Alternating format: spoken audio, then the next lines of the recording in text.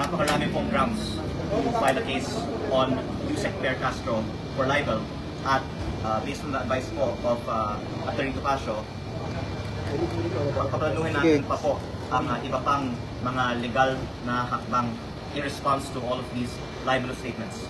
Pero ang pangunahing pakay ko po ay depensahan ang aking pangalan at gusto ko pong linawin sa inyong lahat, wala akong binentang prangkisa. Sir, bakit libel, hindi cyber libel? If these statements were made over a blog? Ito po ay civil suit po kasi.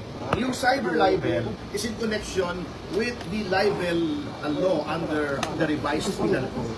Ito po ay under the civil code na ang principle po nito, kung ikaw ay may ginawang isang bagay na naka-injure ng isang tao, ng kapwa-tao mo, you are liable to pay for damages. Hindi po nais ipagulong si Yusek Claire Castro, ngunit gusto namin siyang panagutin.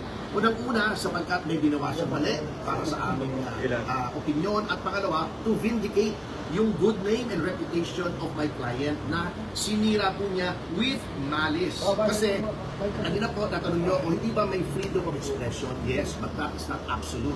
Ito po ay hindi lamang exercise ng freedom of expression ng isang journalist o isang pangkaraniwang mamamayan.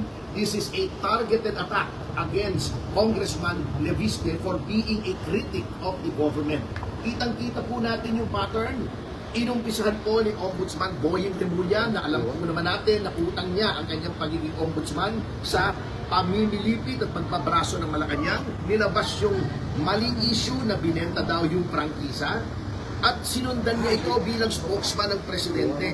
This is a directed and targeted attack to destroy the reputation of a legitimate government critic na nakakasakit na ang kanyang mga expose laban sa Pangulo in the exercise of his duties as elected public official at membro ng lehislatura, na ang role po, ang primary role ng lehislatura in making laws is to safeguard public funds. Ginagampanan lamang po ni Congressman Levisque ang kanyang role to safeguard public funds sa pagmumurakot. Dahil po dyan siya ay siniraan. Hindi na po exercise siya ng freedom of expression. Sir, may press ko naman. Sir, press ko na lang tayo later.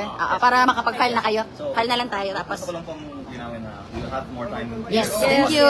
Pero ang nice ko lang pong linawin ay nothing personal against anyone in government. Ayoko pong masaktan si Yusek Claire Castro at hindi ko po din kaaway ang administrasyon. Sila po ay nagpahayag tungkol sa akin, kaya ngayon po ako po ay sumasagot. At kaya po hindi namin ngayong araw sinasampahan kay Yusek Claire Castro ang isang criminal case dahil sa tingin ko mananalo tayo, pero maaawa naman po ako kay Yusek Claire Castro kung siya po ay kaagad makulong. Sa tingin ko po, ang ating unang hakbang ay isang civil case. At ito po ay for 110 million pesos in damages na sa tingin natin po, we will win po this case. Maraming salamat. Thank you. Salamat po. SP